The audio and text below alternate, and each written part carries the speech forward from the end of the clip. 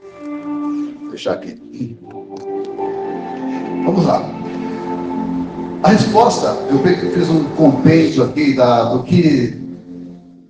Qual é o princípio do funcionamento? Como o irmão leu aqui. Deixará o homem, pai e mãe, e unir-se-á a sua mulher. E ambos serão uma só carne. Né? Então o princípio é você abandonar pai e mãe, deixar de ser mimado, entendeu? E se unir a sua mulher.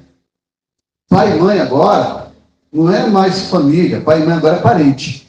Família é a sua esposa e seus filhos. O restante é parente, parentela. Família agora é que se mora debaixo da sua casa. É lógico que você não deve abandoná-los, mas a sua prioridade agora é sua esposa, a sua prioridade é seu marido. Papai e mamãe, a gente tem que cuidar, tem que dar assistência, porque é o primeiro mandamento com promessa: honrar pai e mãe. Se quer viver bastante tempo, honra lá o papai, honra a mamãe, até no dia que o Deus seu recolher eles. Mas, qual é o objetivo do casamento? É para que os casais glorifiquem a Deus, sendo uma só carne, educando os filhos e desfrutando do prazer sexual.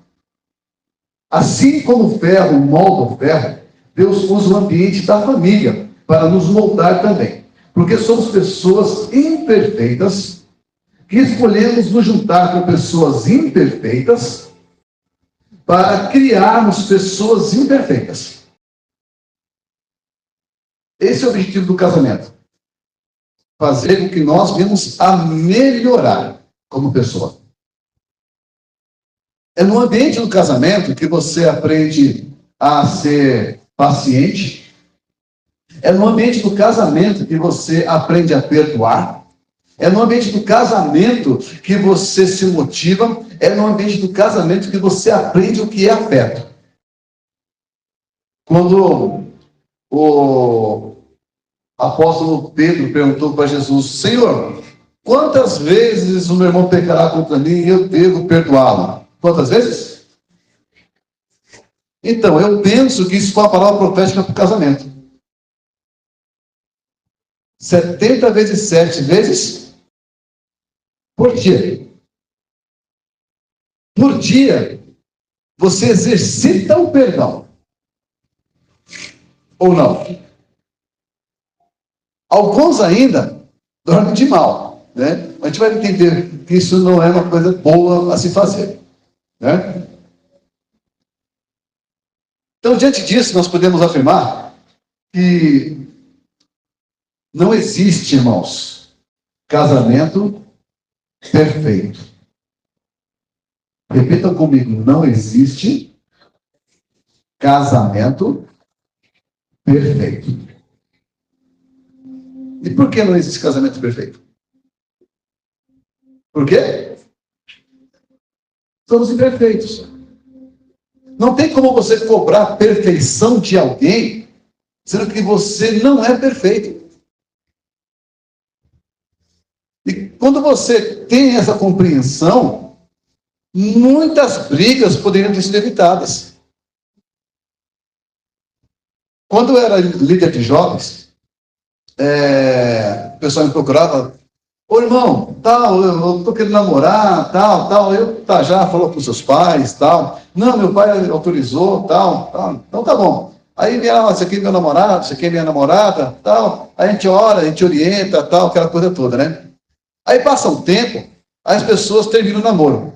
E quando termina o namoro, eu pergunto: por que terminou o namoro? Aí ela fala assim: é porque tal pessoa não era como eu esperava. Tal pessoa não era como eu imaginava. O que é isso? A pessoa, ela idealiza um ser e pega uma pessoa normal e tenta encaixar nessa imagem, nesse ser que a pessoa idealiza. Ela idealiza um ser romântico, uma mulher romântica. Ela idealiza uma pessoa que leva flores, leva café da manhã. Ela idealiza uma pessoa dos filmes de Hollywood. Só que, quando vai ver no dia a dia, essa pessoa às vezes não fala nem bom dia. É um xureque da vida, né? Um ogro. Mas aí a pessoa, eu terminei, porque não era como eu imaginava. Você imaginava quem? Como você imaginava essa pessoa? Então, o texto, ele vai falar, cadê o texto? Põe aqui, por favor, o texto, para a gente poder trabalhar em cima dele. As muitas águas não podem apagar este amor, nem os rios afogá-lo. Como o irmão falou aqui, o que representa as muitas águas? Hein? Agora eu deixo te perguntar. O que representa as muitas águas? Problemas. Dificuldades. Só que está dizendo que o amor é como uma chama, como um fogo, que as águas não podem apagar esse amor. Está dizendo também que os rios podem afogá-lo. É como se fosse um isopor que não afunda. Se afundar, sobe de novo. O texto em 1 Coríntios capítulo 13 vai dizer que o amor não morre. O amor não morre. Repita comigo. O amor não morre. Amém? Concorda comigo nisso? Muitos casais que nós aconselhamos, quando eles chegam para conversar com a gente e apresenta lá os problemas e tal, a gente pergunta assim, tá, você ainda ama ele? Você ainda ama ela? Aí eles respondem, eu já não sei mais. Ou então respondem, eu amo. Quando eles falam, eu não amo mais, eu digo, um dia você amou? Sim, um dia eu amei. Um dia eu me apaixonei. Então eu falei, então, o amor está aí dentro. Só que as muitas águas, os muitos problemas, as muitas dificuldades, as muitas brigas, começam a empilhar em cima do amor, que ele está vivo, mas está sufocado. Porque o amor não morre.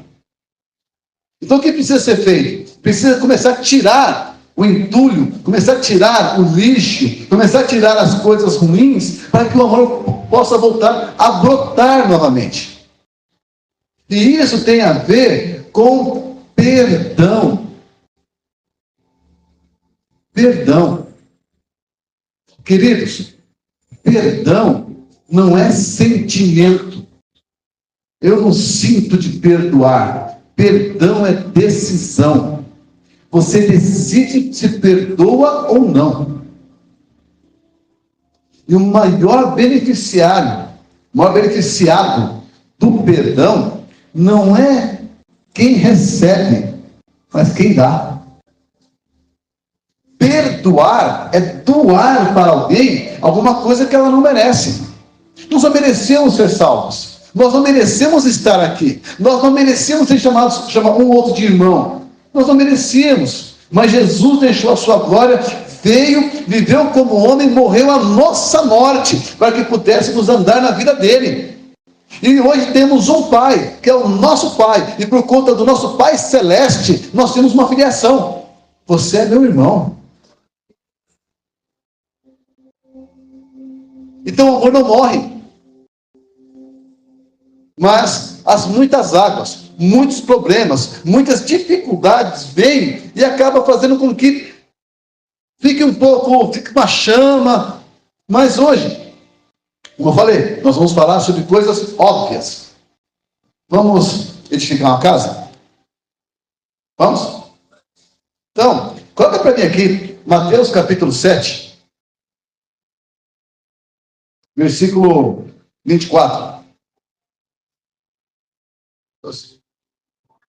Gostei disso aqui. Gostei disso aqui. Legal, mano.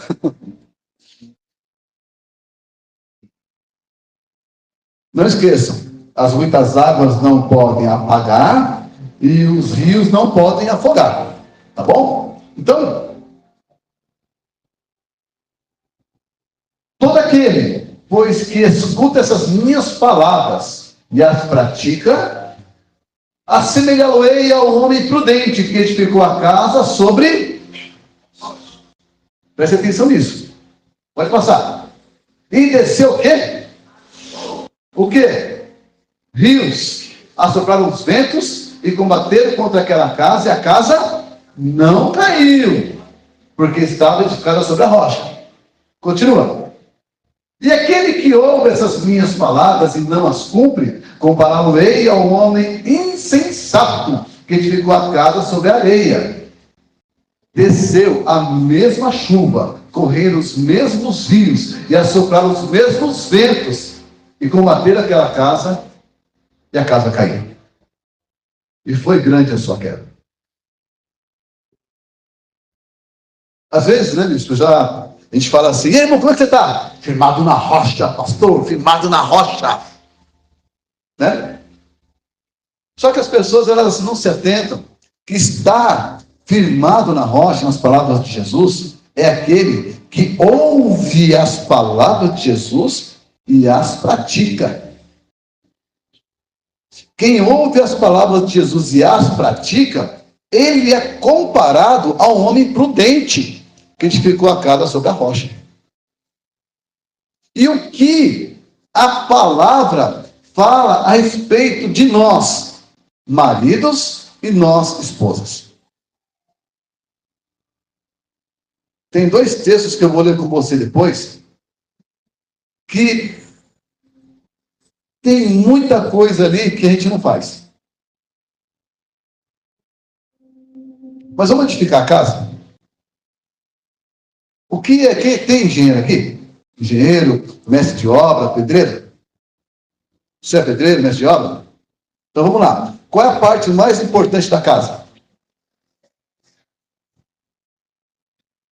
É o quê? O alicerce, né?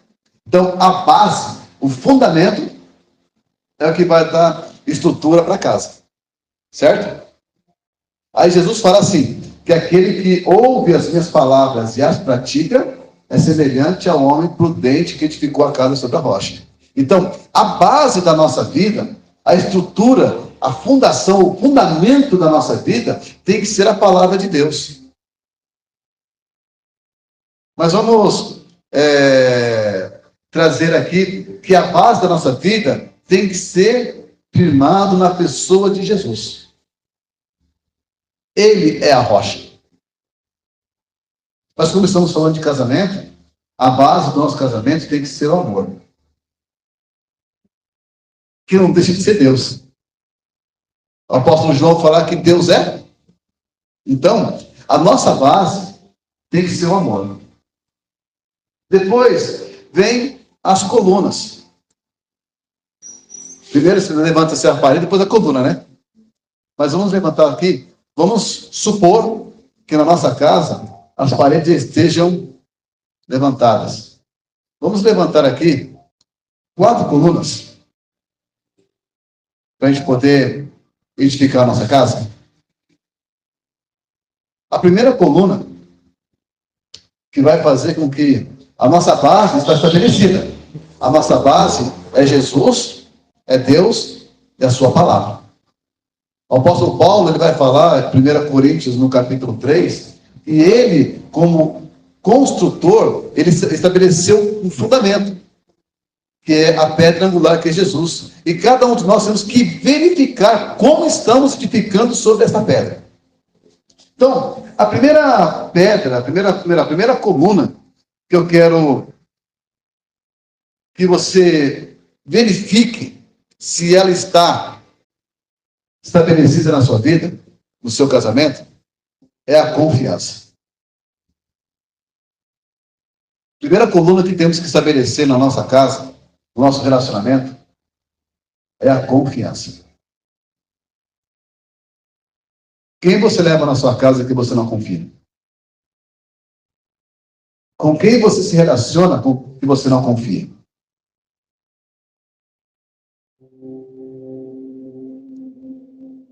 Há uma palavra que diz que quando se perde a confiança,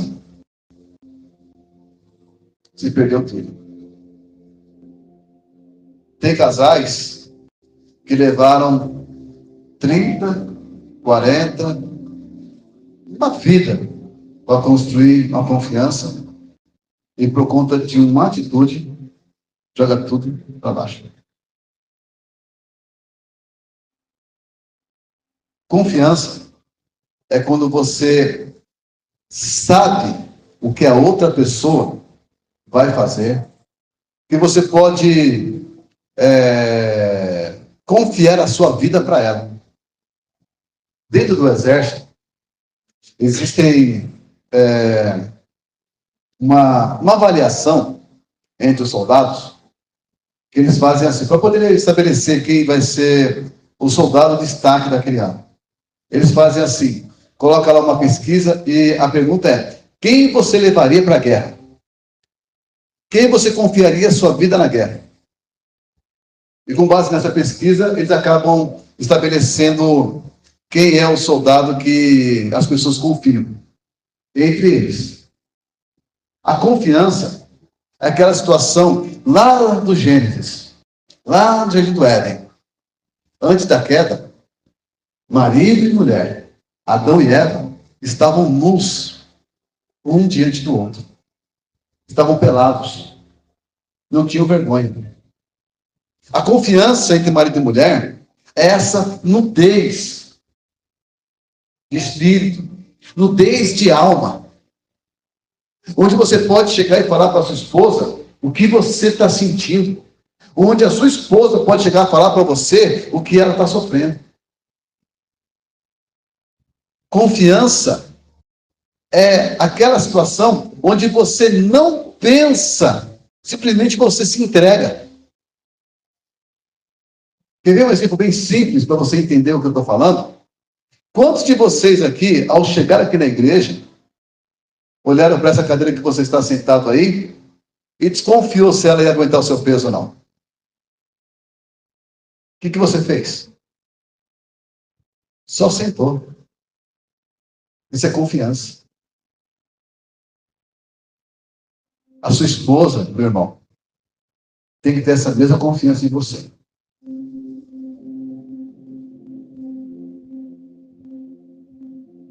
Você, meu irmão, seu marido tem que ter essa mesma confiança em você. Unidade, tá junto. Tem pessoas que, por um deslize do passado, acaba trazendo marcas por casamento. Tem uma ginecologista cristã chamada Shirley Cullen. E ela escreveu um livro.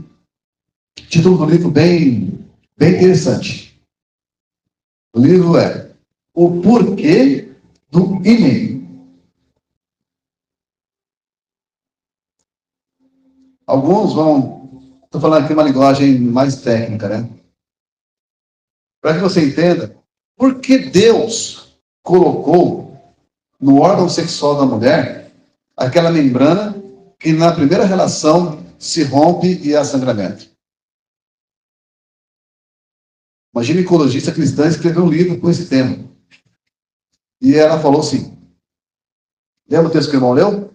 Deixará o homem, pai e mãe, e se unirá sua mulher, e ambos serão uma só carne. Quando Deus escolheu um povo, e foi o povo descendente de Abraão, Deus fez um pacto de sangue com o povo. Quem lembra que pacto que era?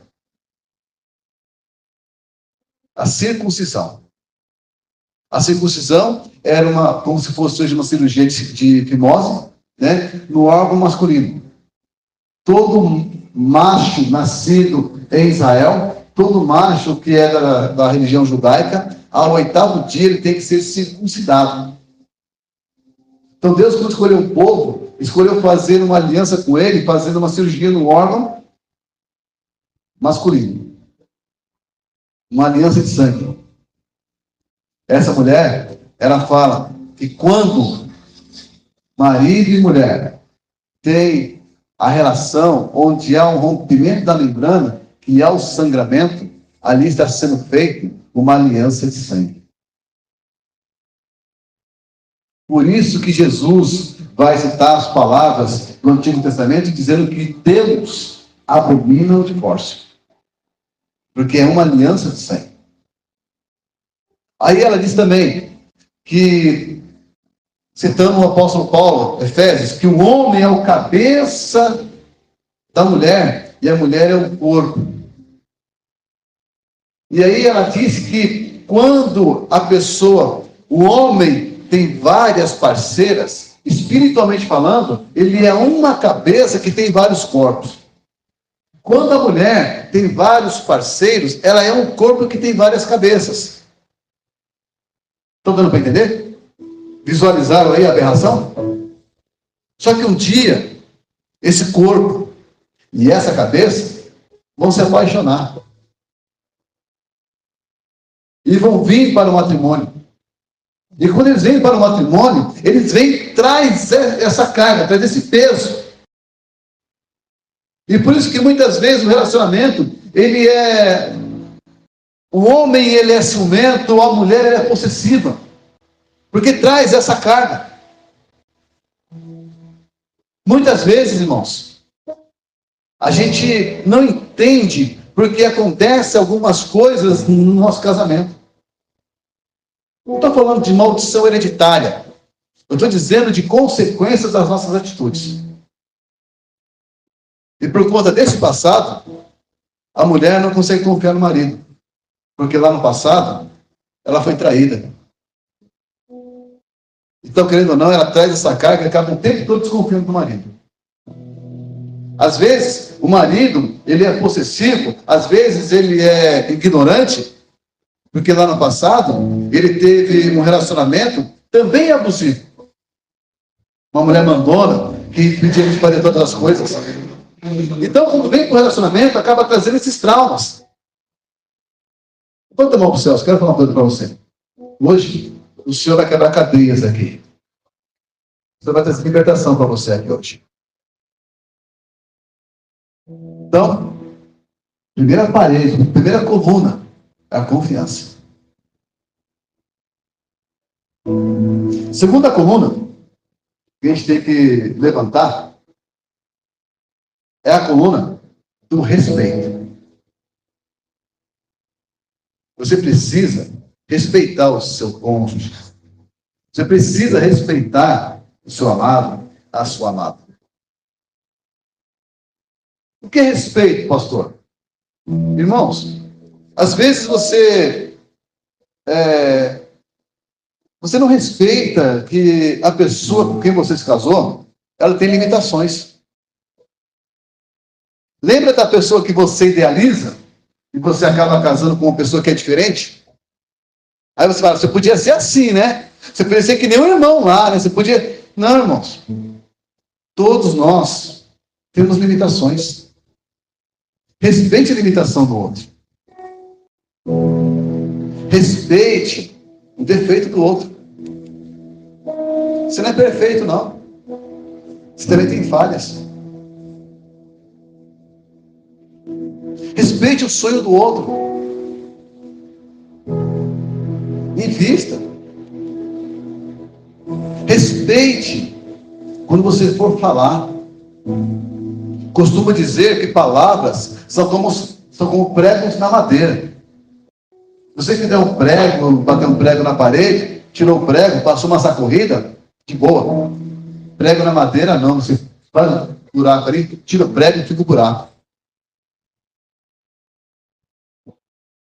Aí, continuamente, 30 anos de casado, 37 anos de casado, 40 anos de casado, de repente, lembra que você fez tal coisa? Quando? Quando a gente começou a gente namorava, lembra?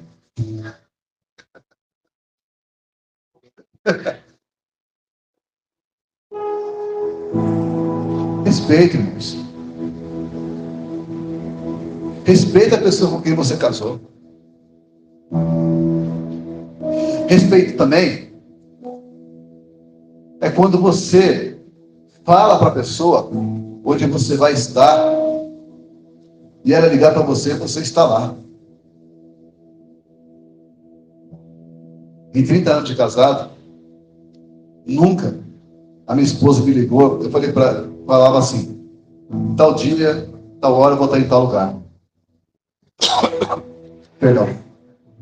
Ela nunca precisou falar comigo e eu não estava lá. Sempre cobrei dos meus filhos uma coisa. Eles poderiam ir para qualquer lugar, mas eles tinham que me falar onde eles estavam e a hora que eles iam chegar. Meu filho mais velho vai fazer 30 anos. Até pouco tempo antes de sair de casa, antes de casar, falar, pai, vou estar em tal lugar.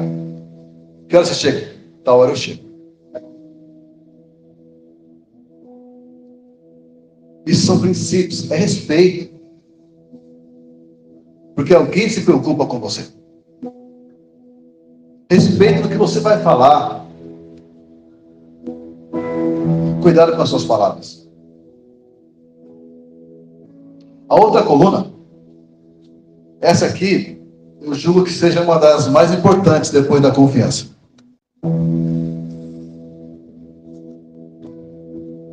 É a comunicação. Vocês estão rindo por quê? Comunicação. Sabe o que é comunicação? Comunicação não é o que eu falo. Comunicação é o que o outro entende. E cá para nós homens somos limitados nisso, irmãos. Somos limitados, eu tenho que admitir, somos limitados. Esses dias aconteceu uma situação assim. Minha esposa pediu que eu fosse até a cozinha. Temos uma cozinha onde ela guarda lá os bolos, né? E ela falou assim, sobe lá e desliga o freezer. E apaga a luz. Eu estava subindo para poder desligar o freezer. E ela falou, apaga a luz. Eu apaguei a luz.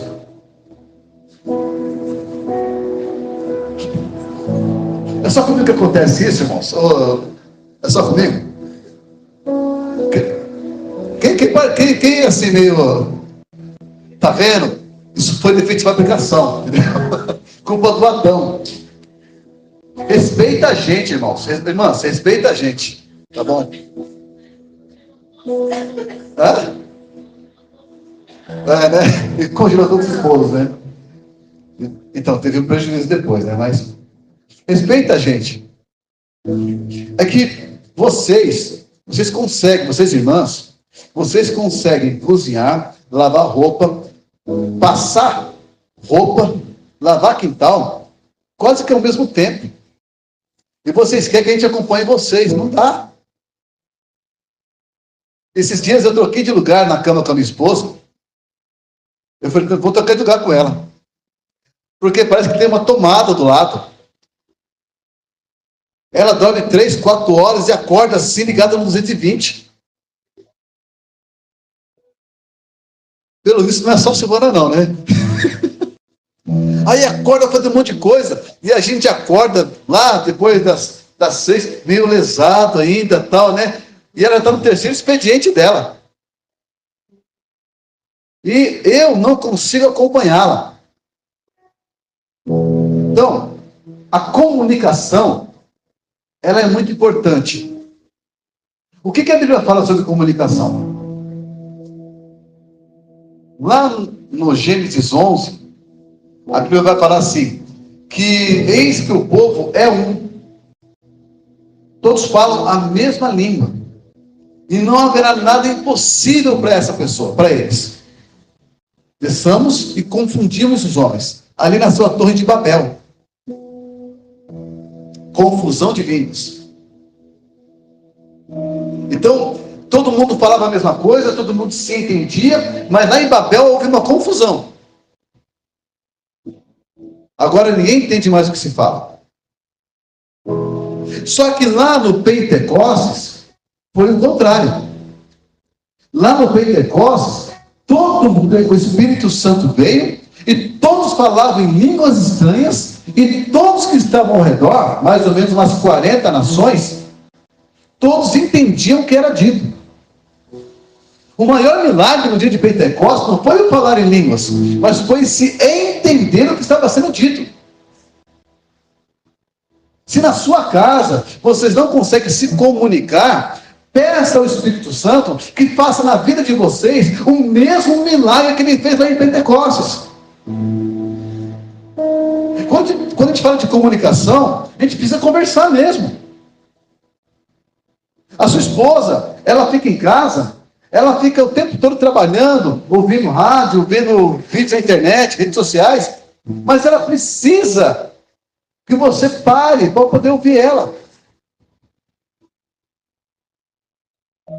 Conversa. Qual foi a última vez que você sentou com a sua esposa e falou sobre os planos que você tem? Ou você parou para poder ouvir quais são os planos que ela tem para a vida dela? Há um estudo, minha esposa comentou comigo, que os casais que conversam pelo menos uma vez por semana sobre finanças são os casais que mais prosperam. E essa é uma coisa que eu encontro muita dificuldade, pastor, perdão, muita dificuldade com as pessoas com quem eu converso. Porque os casais hoje resolveram aceitar, não, ela é minha esposa, eu sou o marido dela, eu sei que é só uma só carne e tal, mas tem senha no celular que a esposa não sabe. Tem senha no celular que o marido não sabe. Por que isso? Tem esposa que não sabe quanto o marido ganha. Por que isso? Um dos princípios de prosperidade dentro da casa é que o dinheiro, ele não é meu. O dinheiro não é dela. O dinheiro é nosso. Por que o dinheiro é nosso? Porque nós gastamos a água juntos, gastamos o gás juntos, gastamos energia juntos, comemos juntos. E por que na hora que eu recebo o pagamento do dinheiro é só meu? O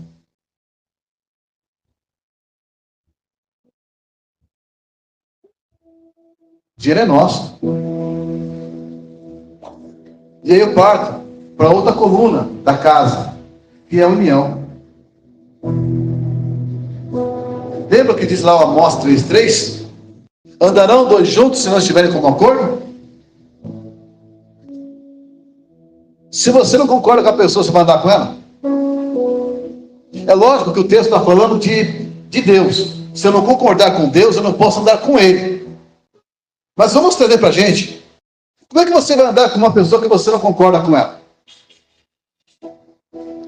Como é que você vai andar com uma pessoa que você não concorda com os pensamentos dela, com as atitudes dela, com o que ela fala? Só que você casou, meu irmão. Já era.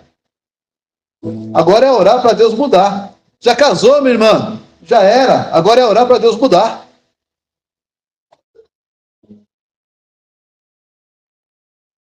Todos nós temos essas dificuldades. As muitas águas são problemas.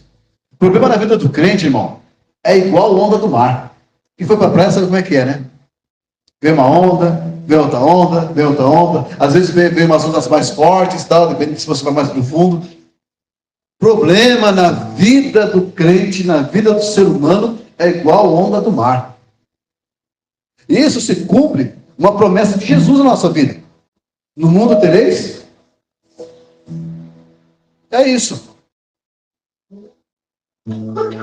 Então você precisa entender que você só vai conseguir viver, suportar, passar pelas tempestades da vida, passar pelos vendavais da vida, passar pelas enxurradas da vida, e a sua casa não cair, se você estiver firmado na rocha que é Jesus, amando a sua esposa e praticando os princípios da palavra de Deus.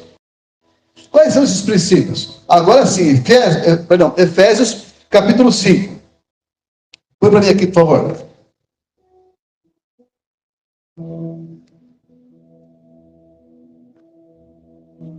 Acho que é 5:22.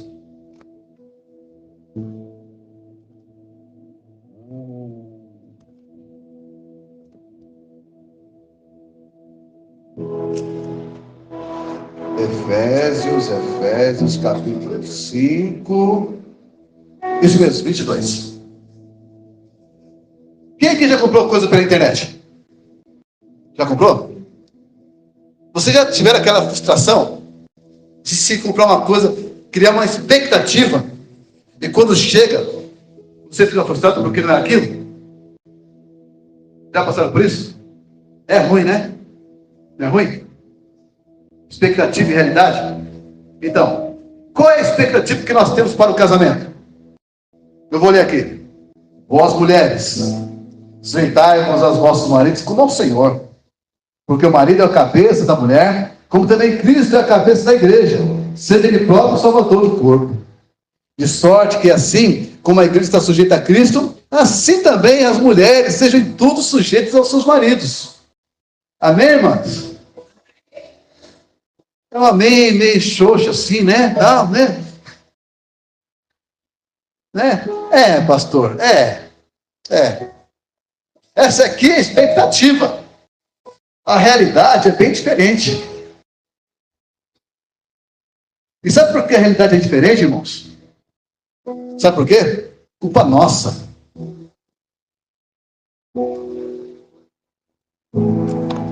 Sabe por que isso aqui é difícil cumprir? Culpa nossa. Pergunto para você, irmã. Se o seu marido for um homem de Deus, um homem de oração, um homem trabalhador, um homem que cuida bem da casa, um homem que te ama, um homem que cuida de você, é difícil se submeter a um homem desse? Sim ou não? Responde aí, irmã. Nós somos assim. Lembra do texto? Aquele que ouve as minhas palavras e as pratica é semelhante ao homem que edificou a casa sobre a rocha. A nossa casa está meio balançando.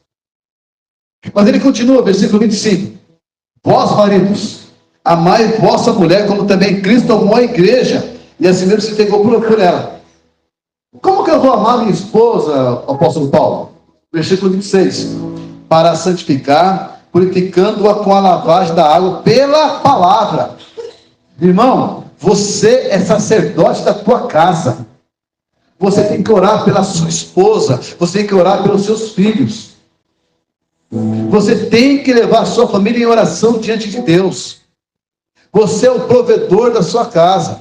É você que dá condição para a sua esposa cuidar da sua casa.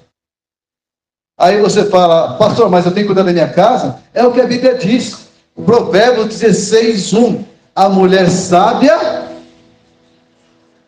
Vocês estão aí, irmãos? Quem está comigo, diga amém. A mulher sábia... A tola... De quem é a responsabilidade de cuidar da casa, então, irmãos? É da empregada.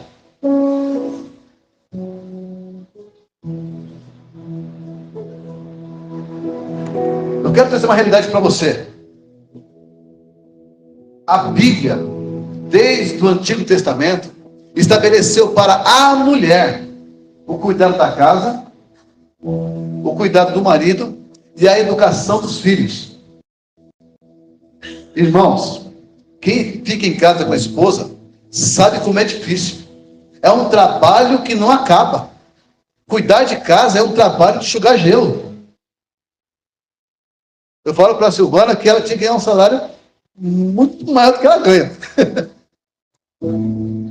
Quem fica em casa com a mulher, poxa vida, lavar louça de novo. Não é assim? E as mulheres fazem isso e a maioria delas nem reclama, porque já está embutido no instinto da mulher. Só que, irmãos, irmãs, cuidar da casa dá trabalho? Cuidar de filhos dá trabalho? Cuidar de marido dá trabalho? Se dá trabalho, por que vocês escolheram ainda mais 8 horas de trabalho?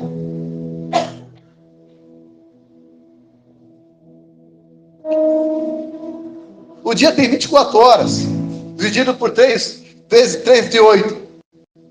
A mulher trabalha 8 horas fora de casa. E quando chega, ainda vai cuidar da casa, do filho, e das coisas lá. Não vai conseguir fazer um trabalho perfeito, porque está cansada. E alguém fica sobrando. Quem?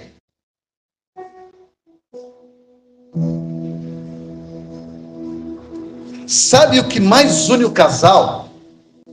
Sabe o que mais une o casal, irmãos? Lembra a palavra? Deixará o homem pai e mãe e unir-se a sua mulher, e ambos serão uma só carne. O que une o casal é a intimidade. O apóstolo Paulo vai falar em 1 Coríntios, no capítulo 7, dando orientações ao casal, dizendo o seguinte: olha, o corpo da mulher não é dela, é do marido. O corpo do marido não é dele, é da mulher. Vocês têm que estar sempre juntos. E se for se afastar, se afaste por um tempo, com consentimento, para buscar a oração. Mas depois se junte de novo, para que Satanás não venha te tentar. O que une o casal é a intimidade. Eu estou falando mesmo de sexo. Aí a pessoa fala assim: sexo. Já ouvi isso. Já ouvi esse negócio aí. Irmãos, intimidade. O casamento proporciona isso. E cá para nós, hein? Depois de uma briga, o bom são as pazes, não é não? Fazer as pazes é muito bom. Mas quando não acontece isso, tem um outro texto que é muito importante, eu estou encerrando já. 1 de Pedro, capítulo 3, versículo 7. Foi para mim aqui, 1 Pedro 3, 7. Olha que importante isso aqui, irmãos. Olha como é importante. Minha irmã, olha como é importante isso aqui. Igualmente, vós, maridos, coabitai. Sabe o que é coabitar, né? É o namoro mesmo. Pegou antes de namorar.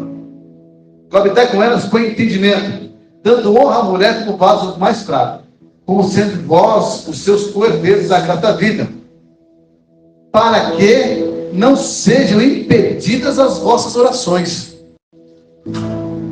Irmão, você é sacerdote da tua casa. É você que apresenta a tua família diante de Deus. Só que quando você está brigado com a sua esposa, quando a sua esposa está brigada com você, as suas orações não são atendidas. Pegou a gravidade do negócio? Por isso que os 70 vezes 7 tem que ser praticado todos os dias. Não deixa o diabo entrar na sua vida. O perdão, irmãos. O ambiente do lar é o ambiente onde nós praticamos a palavra de Deus. O ambiente do lar é o ambiente onde nós produzimos o fruto do Espírito. Amor, paz, alegria, bondade, e domínio próprio. Às vezes dá uma vontade de domínio próprio. Dá vontade de falar uma coisa, mas domínio próprio.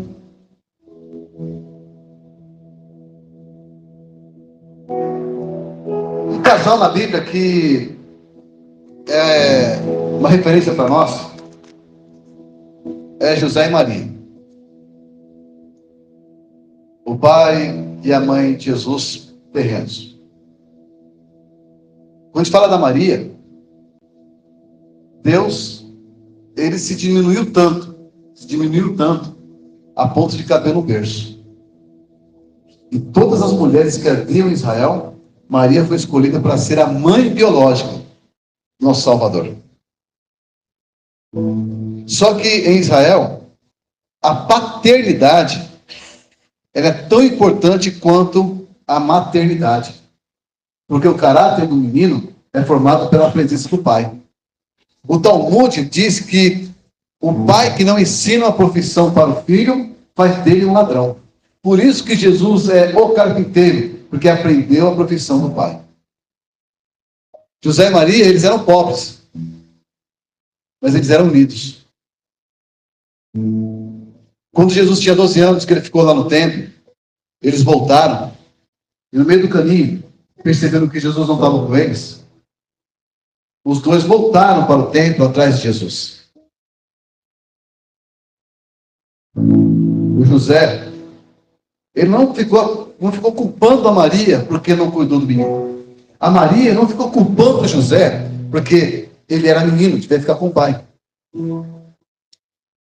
Os dois se juntaram e voltaram para o templo para poder buscar Jesus. O que eu aprendo com esse casal?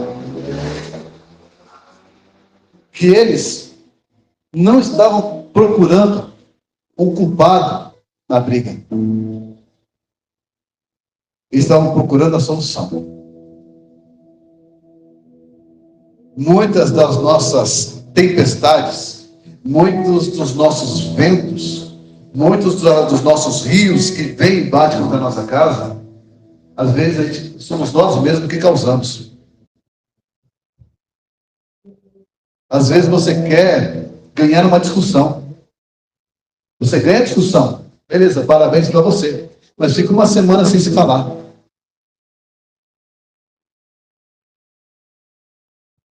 Quero falar uma coisa para você. Uma frase já conhecida. Eu estou falando aqui. O óbvio tem que ser dito. Entre ter razão e ser feliz,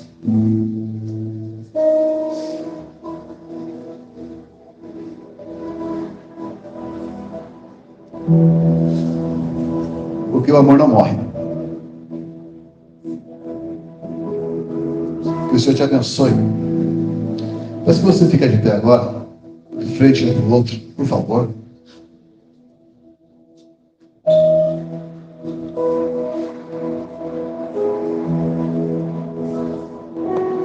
Quero que você segure a mão da sua amada.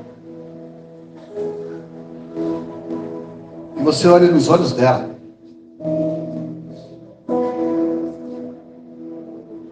Eu quero que vocês, olhando um no olho do outro, repitam essas palavras que eu vou dizer aqui. Igual no dia do seu casamento. Repita comigo assim.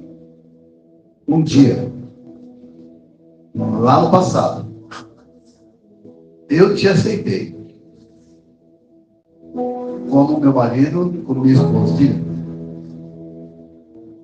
para te amar, te respeitar, todos os dias da minha vida,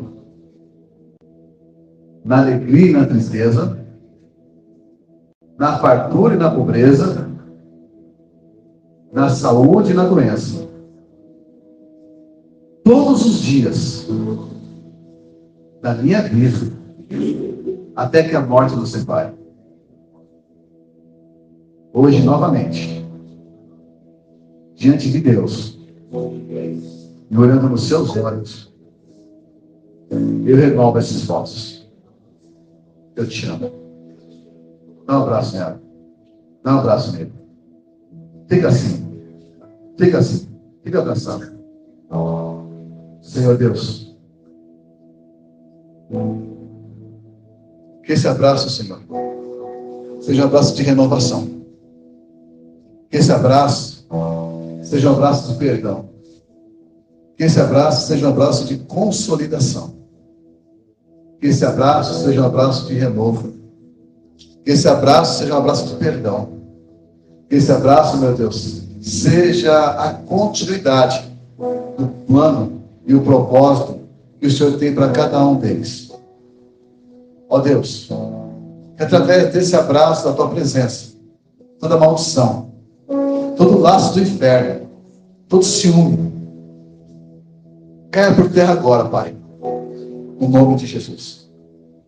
Que a tua bênção, Deus, a bênção da alegria, a bênção da felicidade, a bênção da prosperidade, a bênção da saúde, a bênção, meu Deus, da união, esteja sobre a vida de cada um desses casais. Assim, Deus, eu oro ao Senhor e te agradeço no poderoso nome de Jesus.